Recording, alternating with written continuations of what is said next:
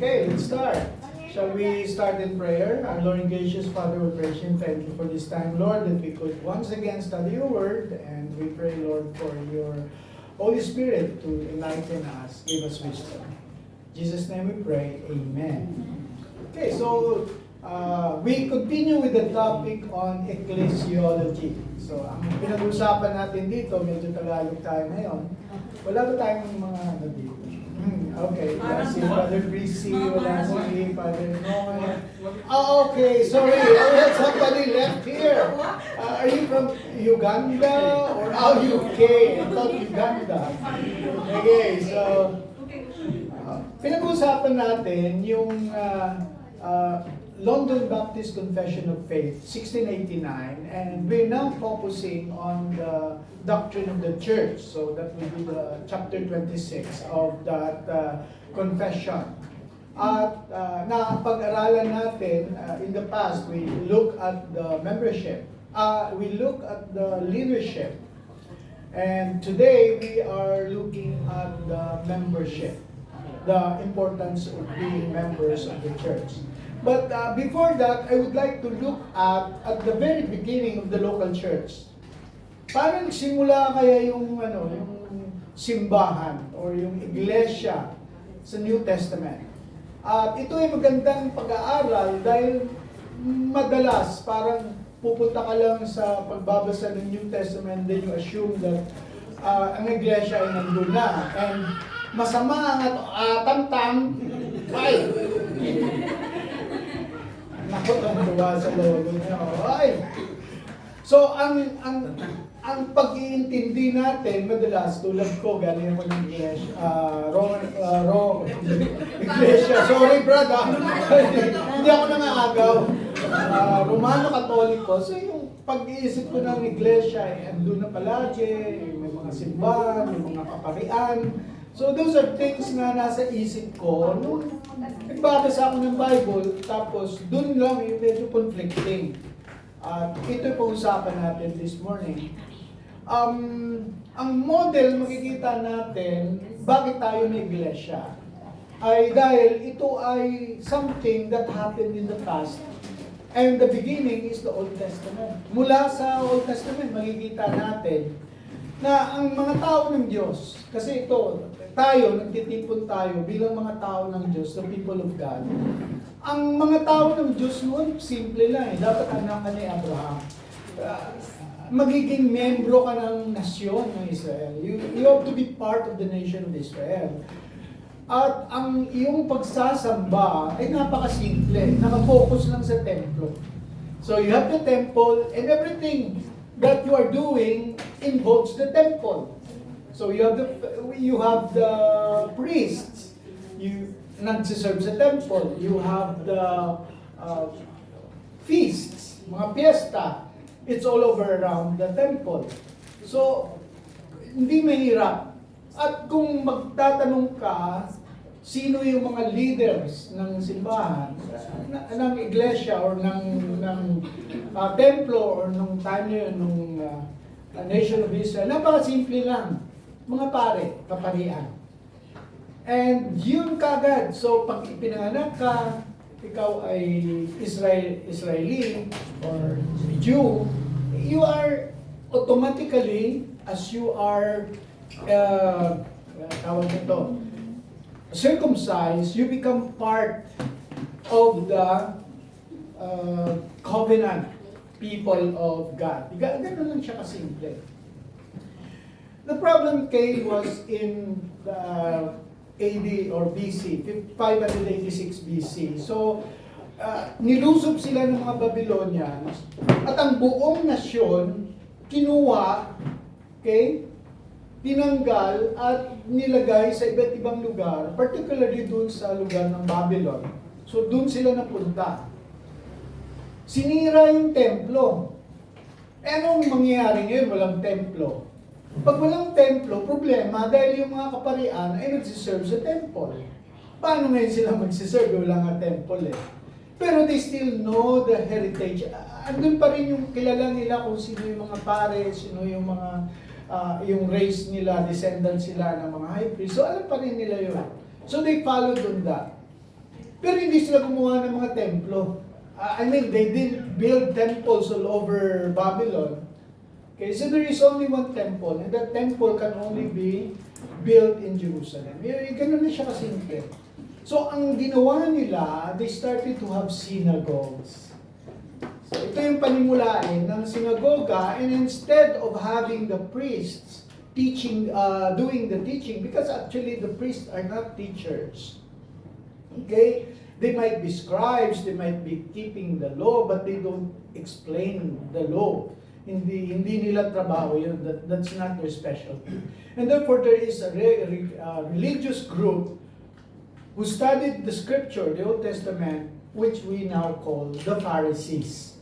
So ito yung mga Pharisees, nagsimula yan sa Babylon. At nung bumalik sila from the exile, dala-dala na nila yung konsepto na yon. So, kahit may templo sila, pwede silang manatili sa iba-ibang probinsya sa Judea because they still are being ruled and learn through the synagogues from the auspices and the teachings of the Pharisees. Now, punta tayo ngayon sa mga Christians. Okay, dumating si Jesus, saan nagsiserve si Jesus? Saan siya nag-preach? Makikita natin, paikot-ikot siya sa buong Judea. He is preaching at the synagogues. Nasa sinagoga pa rin siya. And then, when it came to the point, he went to Jerusalem, he worshiped God in the temple. So there is the temple and still the synagogue. Now, the problem came in nung namatay si Jesus. Because nung namatay siya, what happened was, the question was raised by the new believers, the believers of Jesus, the followers of Jesus, anong gagawin natin? And obviously, they continue to worship in the synagogue. They continue to worship in the temple. But now, instead of having the priest, they now have the apostles, and now they have the apostles' teachings and the apostles' witness of the person and work of Jesus Christ. So ito na ngayon, medyo nagkaiba. Kasi aside from the Old Testament, ang Old Testament ngayon ay dinodraw out nila ano ba yung pagtuturo ng mga apostles about the Old Testament. So ang interpretasyon ngayon ay hindi na galing sa Pharisee, kundi sa mga apostles. And that became a unique thing. And at the same time, they are no longer just confined to the synagogue. Dahil nagtuturo yung mga apostles and they are separate from the Pharisees, they are teaching directly to the houses. Yung mga followers, believers, kung saan marami, malalaking mga bahay, doon sila nagmi-meet. And we look at this, they are breaking bread, they are fellowshipping, they're praying together. So ito yung magiging activity nila. So aside from the temple, aside from the synagogue, dumagdag ngayon yung house churches or tinatawag nating house fellowship. Eventually, we will realize na wala nang value in especially nung nasira yung temple. So in AD 70, ang templo ay sinira ng Roman Empire ni Titus, and it has never been built after that. So the question is now raised, saan tayo ngayon magsasamba?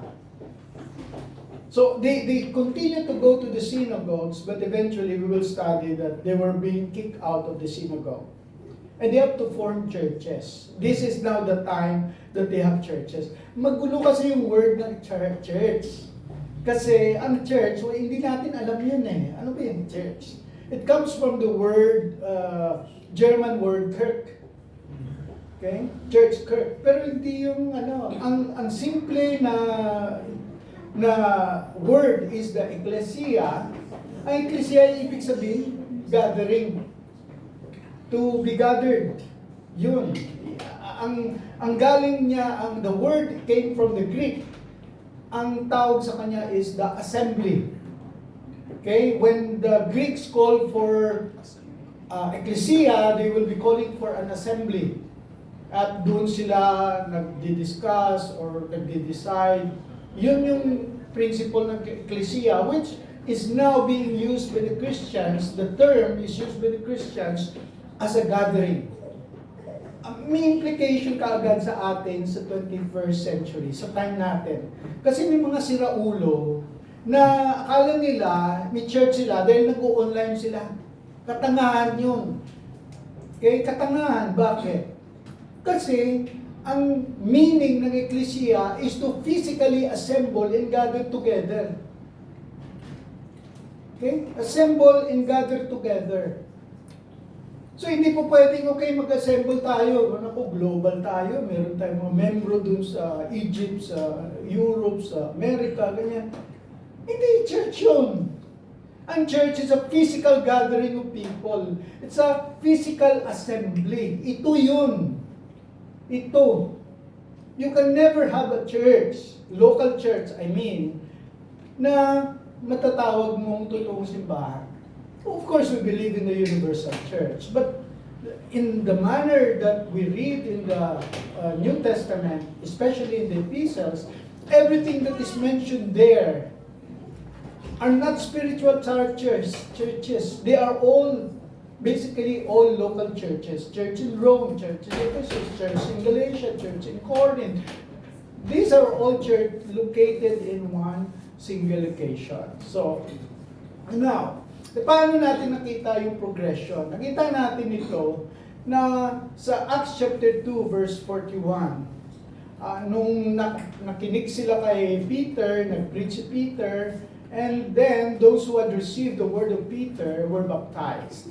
And that day they were added about 3,000 souls. And then they continually devoted themselves to the apostles' teaching, to fellowship, to breaking of bread and prayer. So ito yung sinasabi ko kanina, na medyo confused sila, so anong gagawin nila ngayon? So nakikita natin na yung teaching na kanilang inaasahan ay nanggagaling na ngayon sa mga apostles. Nakikinig sila kung anong sasabihin ng mga apostles at yun yung magiging turo nila at pananampalatayaan nila. In verse 43 ng Acts chapter 2, reading together, begin. Everyone kept feeling a sense of awe, and many wonders, the signs were taking place through the apostles.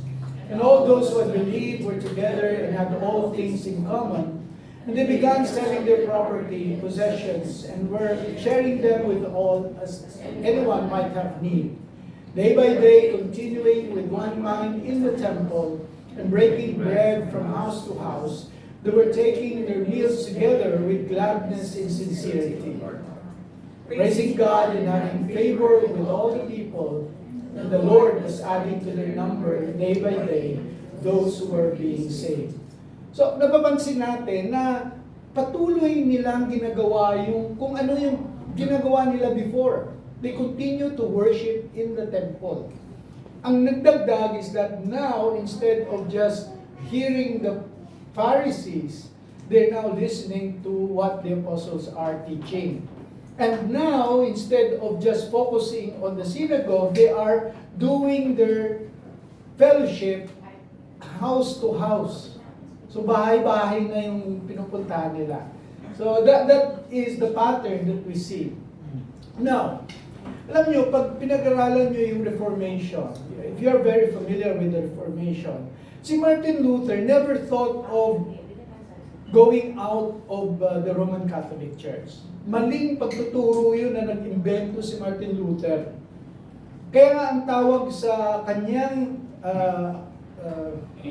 what do you call that? Yung ginawa niya, ang tawag dun is Reformation. He actually want to reform the church, not to make or to break. Okay? And even if he has already separated from the Roman Catholic Church, he continues to build upon the Roman Catholic Church teachings that are correct. Although some of them are wrong, he continues to do it. Bakit? Kasi ang pagkakaalam niya na heir tayo nung mga lumipas. And the only connection that he can find is the Roman Catholic Church. So the Roman Catholic Church can look themselves and say, oh, we have the first Pope, Paul. So ganun. We don't believe that. But at least we know we have connections up to the early church and the early church fathers through the Roman Catholic. So, yun ang konsepto. Hindi basta yung mga Protestant nag-imbento, tinanggal lahat and then gumawa ng bago. No. So, ganun din yung mga bagong Christians. So, nung naging tawag na sa kanila Kristiyano, at nagsimula sila bilang isang sekta ng mga Hudyo. They are part of the Jewish religion until they were not. Okay? They continue to be Jewish. They are circumcised because they are all Jews. The new Christians are all Jews. Puro sila Hudyo. That's why all the practices of the Jew continue. Ang problema nila was that they were now being expelled from the synagogue. They want to go to the temple, they are not allowed to. They want to attend the synagogue, they were not allowed to.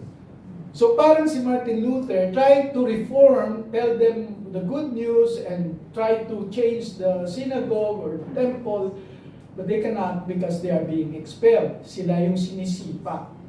And therefore, that is the trace that we will find. And actually, this was already prophesied by Jesus. In the book of John, there are so many occasions wherein those who follow Jesus are being put out of the synagogue. They are expelled. Ang term natin sa discipline natin, ano tawag natin? Excommunicated. They are being excommunicated. They are treated as Gentiles.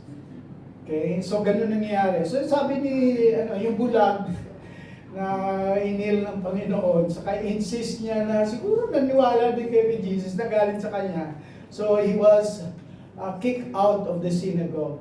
And the warning ni Jesus actually, even there are chief rulers, there are officials of government, and even religious leaders that actually believe in Jesus, but they're afraid that the Pharisees will kick them out of the synagogue. So, ito naging na, even when Jesus Christ was still alive, even in the teaching of Jesus Christ, sabi niya, they will make you outcasts from the synagogue. So talagang, pag naging Christian ka, there will be a time na sisipain kayo. You will have no place to worship, to fellowship, and you will never be recognized again as Jews. So this happened. So, in Acts chapter 13, pag binasa mo, ito yung time na kung saan inordain si Barnabas at saka si Paul bilang mga missionary.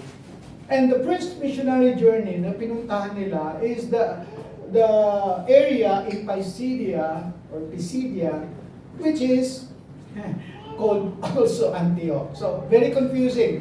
Ang church nila sa Antioch, pumunta sila sa Pisidia, ng pangalan din ay Antioch. And nung nagturo sila, they were teaching, okay, so the pattern is they will go always to the synagogue.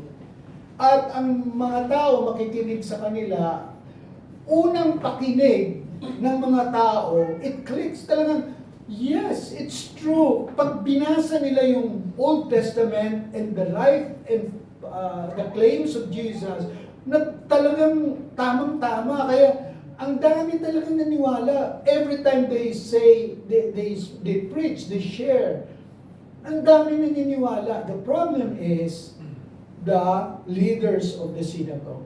Because pag nakita nila na ang pinipreach is Jesus, kukontrahin na nila. That's why what happens is Paul and Barnabas were driven out of the district of Pisidia. So they were being expelled, and those who followed them are being expelled. So nung nag-missionary na si Paul, umiikot siya sa area. So sa Lystra, sa Iconium, sa Antioch, pabalik-balik siya doon.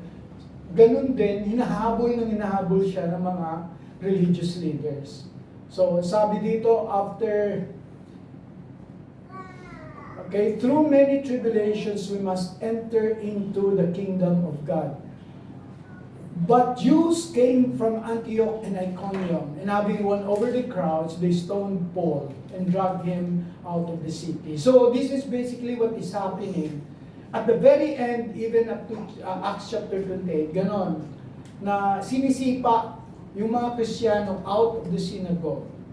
And they are now no longer considered Jews, parte ng Judaism.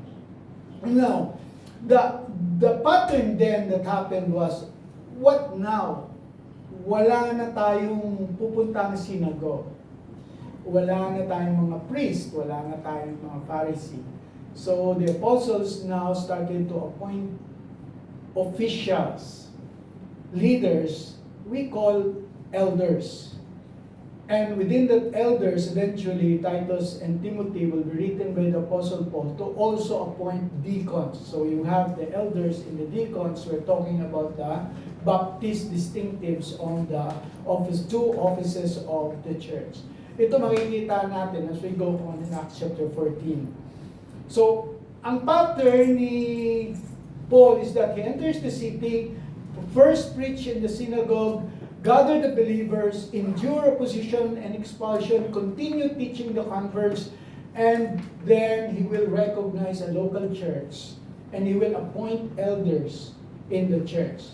Now, pag nakita natin ito, okay to nag-a-appoint. So mag-a-appoint ako, Brother Marlon, can you please start a church somewhere there? I'm appointing you as elder.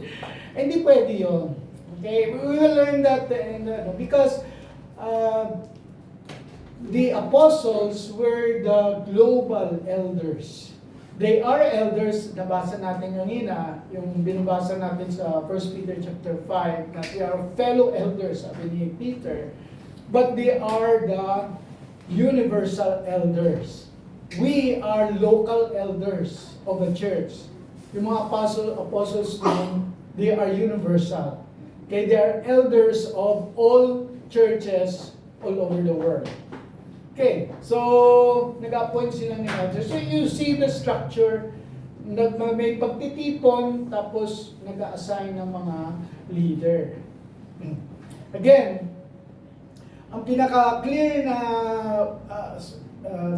pattern sa Acts chapter 18, na pag nagpipreach si Paul, tapos sisipain sila, maraming nakikinig sa kanila, including members of the synagogue. Even the leaders of the synagogue will believe them and will go out of the synagogue. Okay? Sasama kay Paul, and they will meet at the house, and then they will form a church. House churches. Ganon yung structure nila. And the funny thing is, yung house church nila, katabi ng synagogue, para Iglesia ni Cristo. Sa may simbahan na chapel, kapilya ng Katoliko, meron din kapilya ng Iglesia ni Cristo. Siguro, sunod gagawin natin. Atin naman. Okay. Tatabihan natin yung Rosa Mystica. Baka gusto nyo, bili tayo property doon. Ang hirap naman ang usapin natin. Okay, so section 5 of chapter 26 of the church. Reading together. So this is now the London Baptist Confession of Faith. Reading together begin.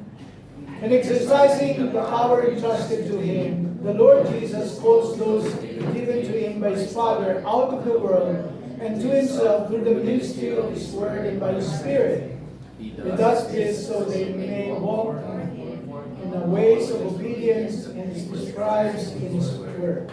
He commands those who are called in the way to walk together in local societies or churches for their mutual edification and for the proper practice of the public worship that he requires of them in this word.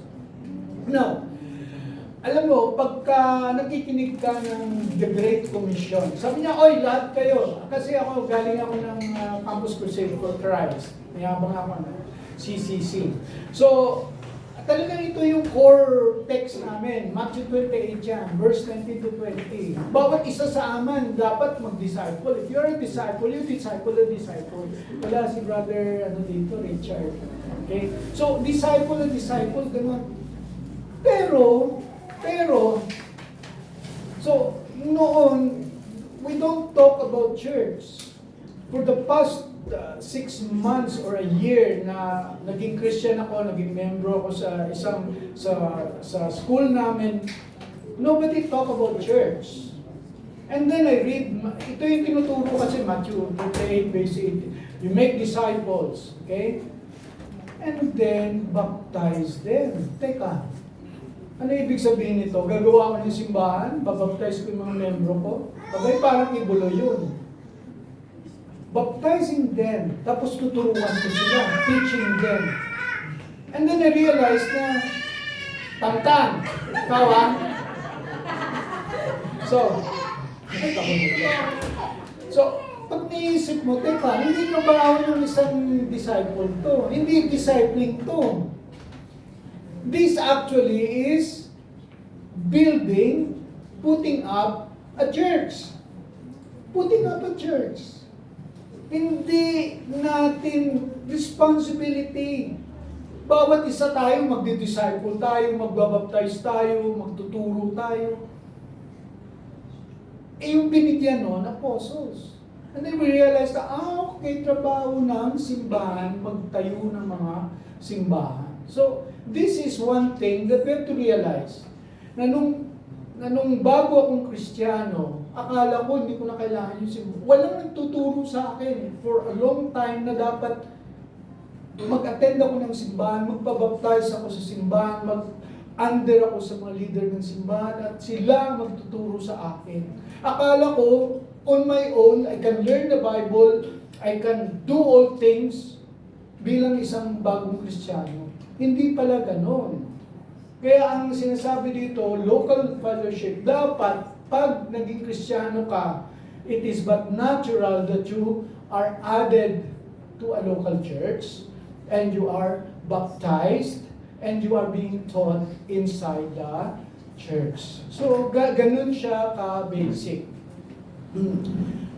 Now, pagtingin natin dito, makukuha kagad natin na, may kailangan ng miyembro.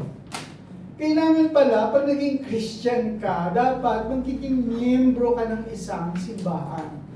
And this is how we read in chapter 26 of paragraph 6. Reading together, begin. The members of these churches are saints by calling, visibly showing and proving their obedience to Christ's call through their profession and conduct. Everybody, they willingly consent to walk together according to Christ's appointment, giving themselves up to the Lord and to one another with the will of God, in declared submission to the ordinances of the gospel. So, ang makikita natin na pag naging Christian tayo, we go to a fellowship and we become member of that fellowship. And it's very clear, pag binasa natin yung book of Acts, that so then those who had received His word were baptized. So ang baptism kasi pagpasok sa isang organisasyon, and that day they were added, dinagdag sila. And when we talk about adding, it's an adding to a list of members. Adding about 3,000 souls. Again, in verse 47, ganun pa rin sinasabi, and the Lord was adding to their number day by day. So that addition is actually an acknowledgement of Scripture that there are members of a local church. Specifically for this one, the church in Jerusalem. So, we will look why is it important to have this membership. Now, there are 3 categories supporting formal membership. The first one is church discipline. In 1 Corinthians chapter 5, nagkaroon ng problema sa Corinth, wherein si Apostle Paul talagang galit na galit. To the point na sabi niya, hindi nyo na kailangan ako nandyan. Gawin nyo na as a gathered assembly. as a church, ay i-condemn nyo na yan. I-excommunicate nyo na yan yung nagkakasala na yan. Kaya hindi nyo na kailangan ako pumunta pa dyan. I will be with you in spirit. Verse 3, for I, my part, though absent in body, but present in spirit, have already judged in him who has so committed this, as though I were present. In the name of our Lord Jesus Christ, when you are assembled, okay, when you are assembled, hindi yung isa, hindi yung leader, hindi yung leader, tsaka deacon, hindi yung officer, kundi lahat na miyembro ng isang simbahan, when you are gathered, you as a body expel, ano nga sabi natin? Excommunicate that person. So, ganun ang principle. And you have the power. By doing that, you extract or you get it from the power, that power of excommunication from the Lord Jesus Christ Himself. Now, immediately, pag naintindihan natin na pag mayroong mga member, they're also leaders. So, may member, may leader. Hindi pwede puro member, hindi puro leader. So, sa isang organization, you always have to put up leaders. May nakita na ba kayong organisasyon na walang leader? Okay. Na walang nagli-lead? Diba? Walang ganun. Pag may isang asosasyon, isang organisasyon, unang ginagawa nila is to elect their officers. And so, that is the same with the church. That's why in Titus chapter 1, the instruction of Paul to Titus, he said, okay, this is what you're going to do. You have to set that organization, that church that you have there, and you appoint elders in every city. So, there is elders, and eventually we'll understand there will be deacons, but that will be another time. And where do you get the leaders, the elders? Saan mo kinukuha yan?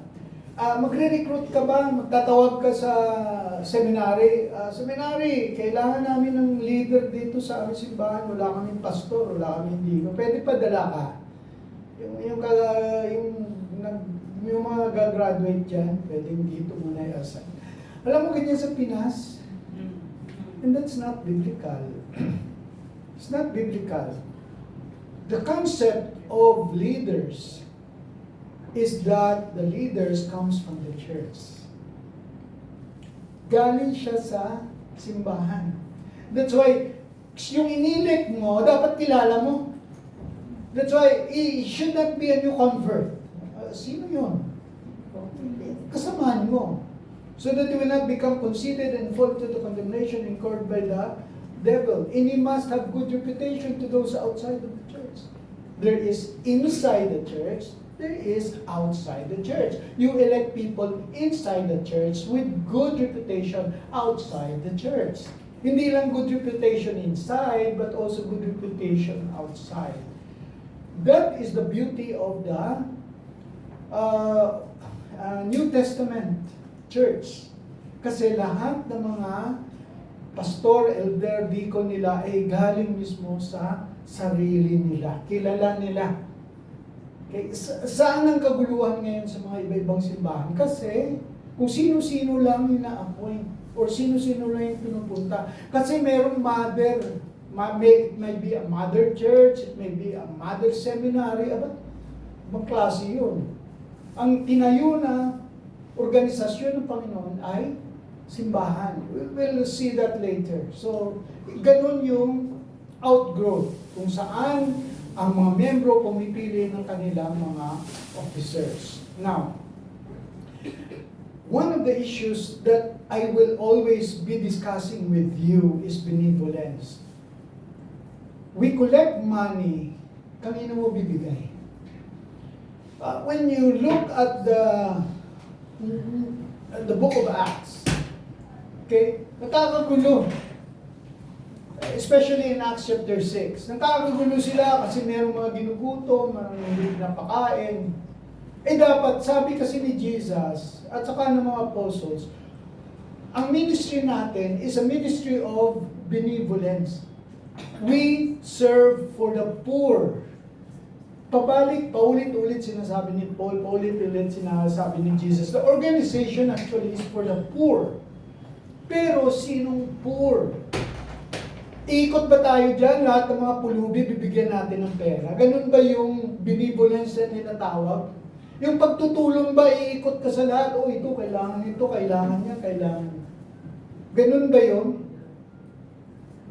Kung minsan medyo ganun yung medyo ganun yung timpla natin eh. Naka-attend dito ng 3 buwan, uwi ng Pilipinas, bigyan ng 10,000. Teka, sandali lang. Mag-ingat tayo, pera ng Panginoon yung ginagastos natin. Hindi sarili nating pera. Eh kung pera ko na yung pamimigay ko. We have to stick to biblical principles. And the biblical principle is benevolence. Ang binibigay natin sa ating kapwa, miyembro. Sa atin. Nagtitipon tayo ng pera para sa ating sarili in the first place. Of course, pwede tayong mag-decide na pagbigay sa iba. But that will be a decision that has to be made by everyone. But first and foremost, benevolence is for the members of the church. Eh kawawa naman, nagtutulong ka dun, tapos dito ginugutom yung membro mo, hindi mo tinutulungan. Di ba? Sama-sama, no? That's not how the way it works. That's why when the Apostle Paul is talking about Timothy, sabi niya, a widow. So, nagsabi siya kasi, kawawa yung mga widow, kasi talagang sa time nila, ganito kasi yung kwento ng mga Hudyo. Di ba sinabi ko ba rin, kahapon ko sinabi sa mga singles, na inano yan, that's what we call that? Okay? Anong tawag doon? Arranged marriage. And you know what? Arranging marriage sa Hudyo is, the girl is 14, and how old is the guy? What do you think? How old is the guy? 14. The girl is 14, the guy is 30 years old. 30 years old. Kasi yun yung time na kaya niyang magtayo ng bahay, magbigay ng dowry, magtrabaho, mag-provide sa kanyang family. Gets nyo? Ano ngayon mangyayari? After 30 years, ilang taon na si lalaki? 60 years old. Eh si babae, 45 years old. Eh ano yung life expectancy noon? 35, 40, patay ka na. Ibig sabihin, at 40 years old, after 10 years of marriage, namatay na yung lalaki. Ilang taon si girl? 24 years old. 24 years old, widow ka na. Wala kang trabaho, and that becomes a regular social existence or social reality sa mga Hudyo. And that's why ang focus talaga, when you look at the New Testament, sa mga letters ni Paul, take time to provide for the widows. Kaya yung Acts chapter 6, widows ng mga Hebrew, at saka widows ng mga Greek, nag-away-away dahil sa kakunting kapiranggot na benevolent funds nila. That's why nagtawag ng mga tinatawag nating deacons para mag-ayos at ma-equally all the different widows will be provided. So, sino yung provide nila? Yung mga nasa labas na mga widow? Pag nakita ka ng widow dyan, bibigyan ng simbahan ng Hindi. Ang tinutulungan din ng mga apostles and everybody else ay mga membro ng simbahan. So those are kinds of principles na kailangan membro ka. Pag hindi ka membro, ano ka na lang, optional. Ang required na tutulungan ay yung nasa loob ng simbahan. When I was very young, I was like 25, 26 years old sa Manila. So, Trinity Reformed Baptist Church. May lumapit na may sakit, may cancer sa amin, ma-attend, mukhang bait naman. Tapos sumingi ng tulong para sa cancer niya. So, nag-meeting kami, anong gagawin natin? Di ba ang obvious na reason, di ba tayo dapat tumulong? Tutulungan natin. And that question has been raised. Ganun ba yun? Pag lahat ng mga tao rito pupunta dito, hingin ng tulong, bibigyan natin. Hindi ba dapat itong funds na binigay sa atin, especially mga binibili, hindi ba para sa atin ito? And yun yung reality na dapat mayroong membership. Kasi yung membership, yung priority natin, hindi yung outside the church. Although of course we give out to them, but members should always have priority. So hindi ibig sabihin nag-attend ka rito ng 3 buwan, member ka na. Yun yung pag-uusapan natin more deeper. Okay? Mag-uusap tayo as a business meeting. Kasi kailangan natin tayo sino yung membro at sino yung hindi membro. Kailangan klaro tayo as a church. Hindi pwede dahil nag-a-appear ka dito once a month, assume na member ka. Or once every 3 months, or mating ka ng prayer meeting. Kung natin na prayer meeting yung member natin. Kailangan klaro tayo sa ganitong mga pagkakataon. And then, we have to have the membership roll cleared every year. Kailangan klaro tayo sino member natin every year.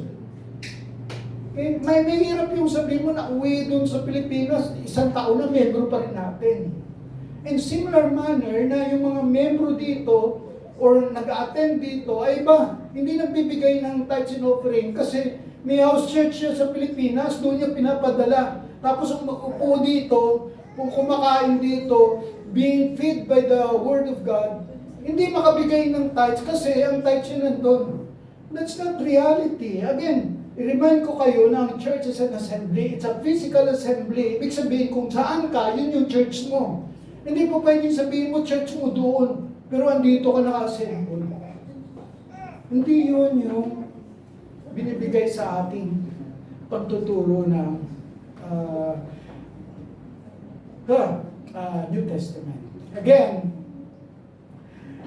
sabi natin kanina, saan manggagaling yung mga pagtuturo, merong seminary, dapat seminary magde-decide para sa atin. Hindi. Ang organisasyon na itinayo ng Panginoon ay simbahan. Di ba? Ano sabi niya sa Matthew 16:16? Okay? I will build my church and the gates of hell shall... Jesus built a church. Itinayo yung simbahan. Hindi siya nagtayo ng seminary, hindi siya nagtayo ng ano-anong mga asosasyon dyan. Simbahan. And this is how the Apostle Paul described the church sa kay Timothy. Sabi niya, I'm writing this thing to you, hoping to come to you before long. But in case I am delayed, I write so that you will know how one ought to conduct himself in the household of God, referring to the church, which is the church of the living God, the pillar and the support of truth. Alam mo, ang first comment, magandang comment ni Brother Dan, yung Chinese, sabi niya, first time in his whole life, bilang isang Kristiyano, naka-attend sa isang simbahan, sabi niya parang seminary. Sabi niya, iba kayo, no? Kami kwento-kwento lang about everything. Kayo nag-uusap, kayo ng doctrine. Kami nagbabasa na ng gospel. Kayo nagpapalalim kayo sa libro ng Ephesus, sa Old Testament. Sabi niya, pag nakikinig ko, pinag-uusapan niyo si Augustine. Sino yun? No? Sina Martin Luther, sina John Calvin, sino yung mga yun? Hindi yung pinag-uusapan sa ibang, sino ba yan? Pero sa atin, we take time really to study historical, biblical theology. Pinag-aaralan natin not only the new but the old. We do not study strictly sa Gospels. We study deeply the teachings of Paul, Epistles. So sabi niya talagang ibang klase. And he's very happy. Kasi he learns so much in a day, in a week, in a month pag andito siya sa BICF. And that also, we are happy. Kasi yun ang gusto namin. Na matuto kayo. Anyway. So, this is the... Okay, bakit nagkagulo-gulo yung... medyo nagkagulo na. Okay. So, what are the essential membership essentials? Bakit kailangan may member? Number 1, kasi we will never grow alone. The growth is dependent of our relationship with each other. Hindi tayo ginawa ng Panginoon na Kristiyano lang na nag-iisa. Okay? Tinawag tayo. Actually, when you read the scripture, kung minsan kasi masyado tayong personal eh. Parang, ako. Yung ganun. When you read scripture, you find corporate expression. Yung pag-ibig hindi individual, kundi corporate. Tayo lahat. Ang pag-ibig natin lahat. Ganun yung tema palagi. There is corporate act of everything. Number 2, body metaphor. Sa Bible, ang pinag-usapan dito, ulo, tenga, mata, ilong. At ikaw, ang role mo, ang gift mo ay ilong, ganyan. Hindi ka pwedeng nag-iisa. Paano yun? Naglalakad na ilong dyan? Ganun ba? May naglalakad na tenga or... Hindi ganun ang principle ng Bible. Ang pagtingin niya sa Kristiyano ay buong katawan. At ang buong katawan na yan is the church. At ang church na yan, may kanya-kanyang role ang bawat miyembro. Ang sabi nga, each one has gift. At least one. And Romans, 1 Corinthians, speaks about a lot of gifts. Pag-usapan natin yan later. But napakadami. Some may have a lot of gifts, but each one at least has one gift. And you have to exercise that in the church. Ang third one is the one another. Ang doktrina natin sa Trinity, isa doon is the doctrine of love. Why we believe in the Trinity? Because we believe that you cannot love if you are only one. Love demands an object outside of yourself. Yun yung kagandahan ng Trinity. Because you will see the love of the Father to the Son, to the Spirit in similar manner as the three persons are loving each other. That's the expression. The Bible, the New Testament speaks about the one another. Palagi yun. May series yung pastor namin yun, mga 3 buwan. Puro lang one another. One another. Kasi, ganun yung concept ng pagiging Kristiyano. And therefore, from that, I conclude my Sunday school. Oh, I rest my case. Okay, so we have question and answer. You question, and I will ask Brother Marlon, Brother Guy, and Brother Kim to answer. Ganun niya kadali. Kaya gusto ko yung question and answer. Yes.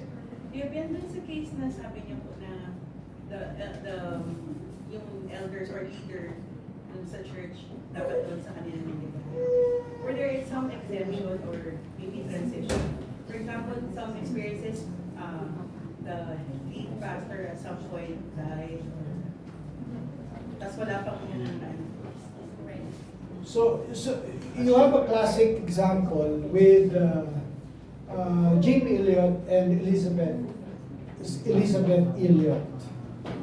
That is one classic example of how a Reformed church approached that issue. They have a church and they were ministering to Indians. May ministers sila sa Indian. Ang problema, yung pastor si Jim Elliot, kinain ng mga Indian. Kinain ng mga Indian, so natira si Elizabeth. But he continued. Ngayon problema niya, wala silang pastor. Sino ngayon magtuturo? Puro lahat mga kabataan. Young babes in Christ yung mga lalaki. Mga Indian din. So, talagang pinilit niya na tinuturuan niya, ginaguide niya. But the men yung nakatayo as the people of authority. Siya yung nag-guide sa kanila how to do it. Until such time that they are built up and they become mature. Hindi niya pwedeng kukunin lang, i-assume niya kasi wala. So, gano'n. Hindi niya ginawa yun. Ang ginawa niya, tinrain niya, tinuruan niya. As much as possible, didiktahan mo. But the person na nakaharap dun sa kongregasyon is the men, lalaki yung nakaharap.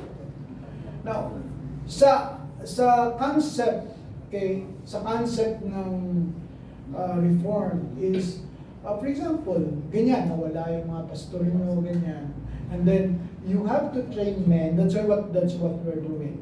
And on occasions na talagang mahinang-mahina, ang ginagawa talaga na we have to assign the men to study. Talagang kailangan mag-modular sila, mag-seminary sila. So we really assign and look for men. And we believe, dahil ito yung design ng Panginoon, He will provide. Ganun lang, kasi once you surrender and then you get women, patay na. Kasi hindi na yun yung structure. And alam natin sa favorite na verse ni Pastor, ni Brother King, yung Genesis chapter 3 verse 16 yun. the women will also always try to usurp the authority of men.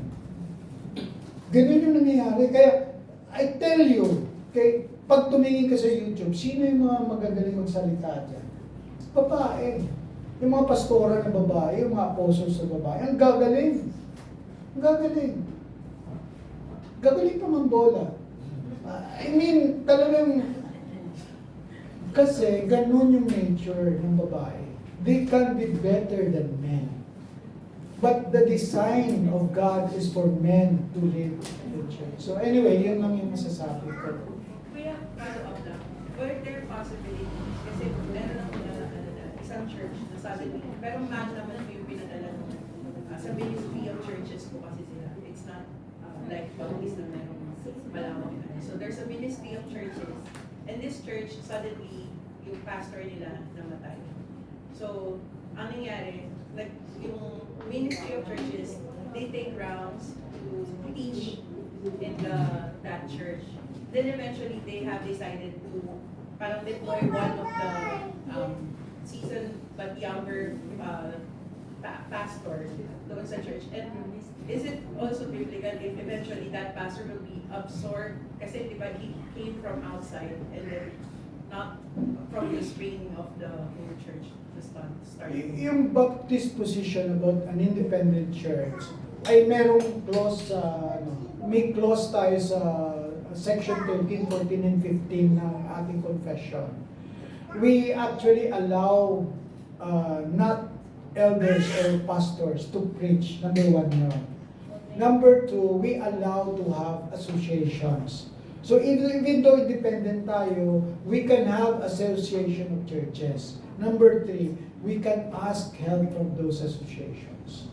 So, walang problema sa atin yan. Kung talagang may problema yung isang simbahan, other association, part of that association can help the church in need.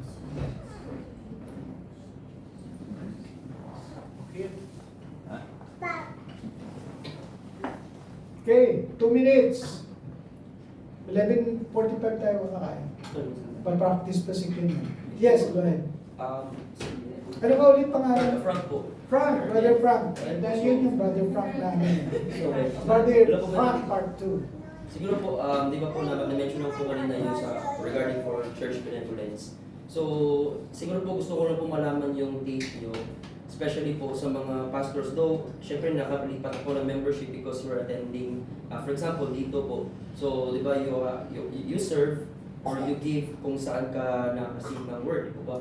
So, may mga experiences po kasi before na, halimbawa, yung mga pastor from provinces, di ba, na pinag-pray namin yung tao na yun makapagtrabaho abroad or somewhere, pero nung hindi na po nakapagpadala ng offering. So, I mean, gusto ko malaman yung take po, especially sa mga OFW. So, ano po yung pwedeng gentle na na advice or pwede po natin sabihin for those people who are mga members din po sa iba, kasi po yun po minsan nababanggit nila na nakapagtrabaho na abroad, hindi na po nakapagpadala mga hindi po. Yun yung masama actually. Kasi parang nagiging financial. Especially sa Pilipinas. Naawa ko sa Pilipino. Kasi yung binibigay natin dito for for our, yung isang Sunday natin. Mga 2-3 buwan na collection yun sa Pilipinas. Siguro yung number nila times 4, times 5 sa atin. Pero yung binibigay nila, okay, is only our one Sunday sa kanila that will be like 3 or 4 months already. Ganun katindi ang kahirapan. Kasi dito, tulad dito, lahat may trabaho, lahat may income. So, maano yun. But the scripture is quite clear. Very, very clear na ang kung sino, kung saan nagpapakain sa'yo, at kung saan ka physically nag-assemble, nag-gather together, yun. At saka it is actually essential that you become member of the church. Kailangan kung saan ka, magpa-member ka. Kaya nga sa covenant natin, na ang pinaka-end nun, pagka by God's grace na napunta ka kung saan, maghanap ka agad ng simbahan at magkipag-membro ka doon. Okay? Hindi ka pwede maging members na sa malayong lugar kasi that's not the design of the church. So, ang masasabi ko, definitely, ito, you have to be a member of this church. Now, kung gusto mo makatulong, that's no problem. That's no problem. Dito sa church, as I practice tithes and offerings, I do not require na lahat bibigay mo rito. Dahil yung pera mo, okay, sabihin mo, tithes mo yun. Aba, kailangan bigay ko yung 10% sa church. Hindi ko yun. Kasi you might have your own mission, mga missionary ka na sinusuporta. So whatever, say for example, what you have set aside na ibibigay mo, ipoportion mo. Papadala ko sa missionary ko to. May sinusuporta kong Bible na to. Ipapadala ko to sa church namin. Magagawa yun lahat. In fact, when you read the book of Acts, di ba makikita natin si Paul nagko-collection? Nagko-collect siya, pupunta sa Corinth, para niya, ipapadala niya sa Church of Jerusalem. Kasi yung Church of Jerusalem needs it. So, yun yung concept natin ng benevolence. But then, think about it. They are all members of local churches. So, ang priority natin, local church. Tapos, kung after that, other local churches, brethren, doon naman tayo tumutulong. Okay? So, on that aspect. So, benevolence, pagtutulong, we can always do. Whichever, especially with our own money. Siguro, Pastor, that explains na kailangan talaga mag-transfer ng membership if you are... Automatic. Automatic yun kasi dapat you put yourself under a specific assembly. Kasi hindi lamang na ikaw ay nagiging member of fellowship dito, ay ikaw din ang spiritual life mo ay binabantayan din. Kasama kasi yung discipline dun eh. Na pag member ka dito, ay pag may napansin na mga mukhang hindi maganda, pwede kang sitahin ng kapwa mo kasama. Kasi part sa atin yun eh, na hindi tayo magagalit pag na-reprimand tayo, nare-rebuke tayo. Nakikita natin sa letters na Apostle Paul eh, yung mga rebukes na yun eh, that's very common and that is a good thing na sa atin, na manggagaling sa atin yung rebuke sa kapwa, kaysa sa Diyos mismo yung mag-rebuke sa atin sa mga masamang bagay na mangyayari sa atin. So my advice is, wherever you go, you should be a member of a local church and you should physically be present and you should be physically active in the church. Kailangan tumutulong ka, hindi ka lang si Pungko, puli pa, kahon pa uli. Okay? Hindi lang yung Pungko, pamati, pauli, pasaway. Okay, Frank? Okay lang. Okay, last. Wala nang last. Ano na pala, kailan na. Okay, let's close in prayer na lang. Unless may pahabol pa, wala na. Thank you. Okay, so let's pray. Let's close in prayer. Lord, gracious Father, praise you. Thank you, Lord, for this time. We could enjoy this fellowship, the Sunday school, and we pray, Lord, that you will always guide us. in everything that we do. Thank you again, once again, Lord, for the blessings that you've given us, this food. Thank you for those who prepared for this meal. In Jesus' name we pray. Amen. Amen! Yay! Ma-play na si Tantan! Run, run, run!